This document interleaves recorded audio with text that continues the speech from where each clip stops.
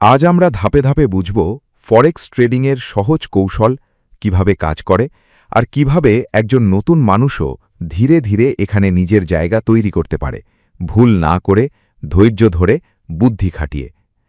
ফরেক্স মানে হচ্ছে foreign exchange, অর্থাৎ এক দেশের মুদ্রা আরেক দেশের মুদ্রার সাথে বিনিময়। আপনি যখন ডলার দিয়ে ইউরো কিনছেন, তখন আসলে আপনি একটা কারেন্সি পেয়ার ট্রেড করছেন। এখানে সবকিছুই জোড়ায় জোড়ায় হয়, যেমন EUR/USD, GBP/USD, USD/JPY। এই পেয়ারগুলোর দাম সবসময় ওঠানামা করে, কারণ বিশ্বের অর্থনীতি কখনোই স্থির থাকে না। কোথাও যুদ্ধ, কোথাও রাজনৈতিক পরিবর্তন, কোথাও সুদের হার বাড়ছে, আবার কোথাও কমছে। এসব কিছুর প্রভাব পড়ে কারেন্সির দামে। এখন প্রশ্ন হল, সহজ কৌশল কি? আসলে সবচেয়ে বড় ভুল যেটা নতুনরা করে, তারা ভাবে ফরেক্স মানেই দ্রুত ধনী হওয়ার শর্টকাট।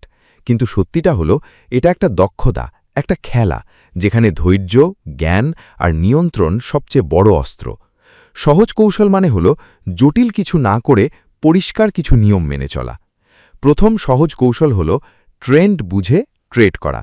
ট্রেন্ড মানে বাজার কোন দিকে যাচ্ছে, উপরের দিকে না নিচের দিকে। যদি বাজার ধীরে ধীরে উপরের দিকে যায়, সেটাকে বলে আপ ট্রেন্ড, আর নিচের দিকে গেলে ডাউন ট্রেন্ড।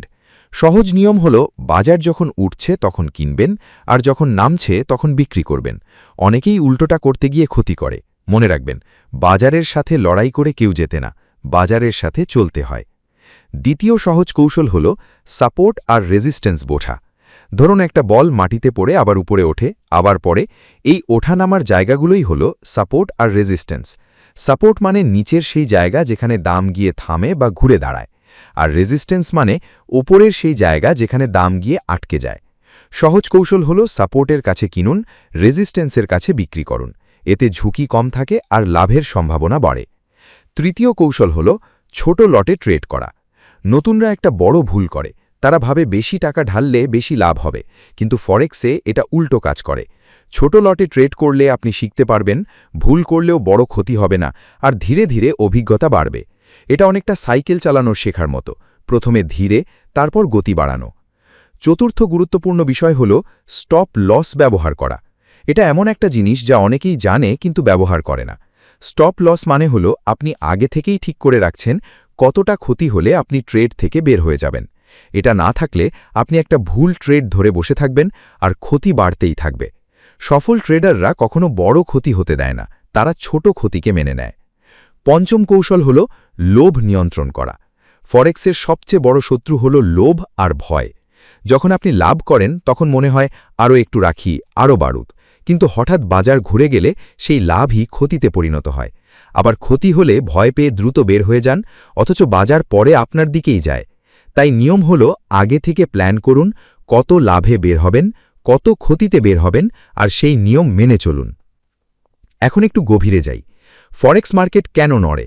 ধরুন আমেরিকার অর্থনীতি শক্তিশালী হচ্ছে, তখন ডলারের চাহিদা বাড়ে, ফলে ইউএসডি শক্তিশালী হয়। আবার যদি কোনো দেশের অর্থনৈতিক সমস্যা হয়, সেই দেশের মুদ্রা দুর্বল হয়। তাই যারা সফল ট্রেডার, তারা শুধু চার্ট দেখে না, খবরও দেখে, অর্থনীতির অবস্থা বোঝে। তবে নতুনদের জন্য সহজ কৌশল হল বেশি খবরের পিছনে না ছুটে চার্টের ট্রেন্ড আর সাপোর্ট আর রেজিস্ট্যান্সের উপর ফোকাস করা। আরেকটা সহজ কিন্তু শক্তিশালী কৌশল হল একই সাথে বেশি ট্রেড না করা।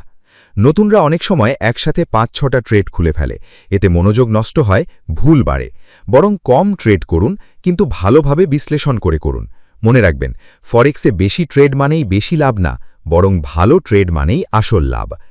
ডেমো অ্যাকাউন্ট ব্যবহার করাও খুব গুরুত্বপূর্ণ। এটা এমন একটা জায়গা যেখানে আপনি ভার্চুয়াল টাকা দিয়ে ট্রেড করতে পারেন, কোনো রিস্ক ছাড়াই। এখানে আপনি আপনার কৌশল পরীক্ষা করতে পারবেন, ভুল থেকে শিখতে পারবেন। সরাসরি রিয়েল অ্যাকাউন্টে ঢুকে পড়া অনেকটা চোখ বন্ধ করে দৌড়ানোর মতো। সময় নির্বাচনও একটা বড় বিষয়। ফরেক্স মার্কেট ২৪ ঘন্টা খোলা থাকে, কিন্তু সব সময় সমান ভালো না। যখন লন্ডন আর নিউ ইয়র্ক সেশন একসাথে খোলা থাকে, তখন বাজার বেশি নড়ে, সুযোগ বেশি থাকে। নতুনদের জন্য এই সময়টা ভালো, কারণ ট্রেন্ড পরিষ্কার থাকে। এখন একটা বাস্তব সত্যি কথা, ফরেক্সে ৯০% মানুষ প্রথমে ক্ষতি করে, কারণ তারা শেখে না, তারা তাড়াহুড়ো করে, তারা নিয়ম মানে না।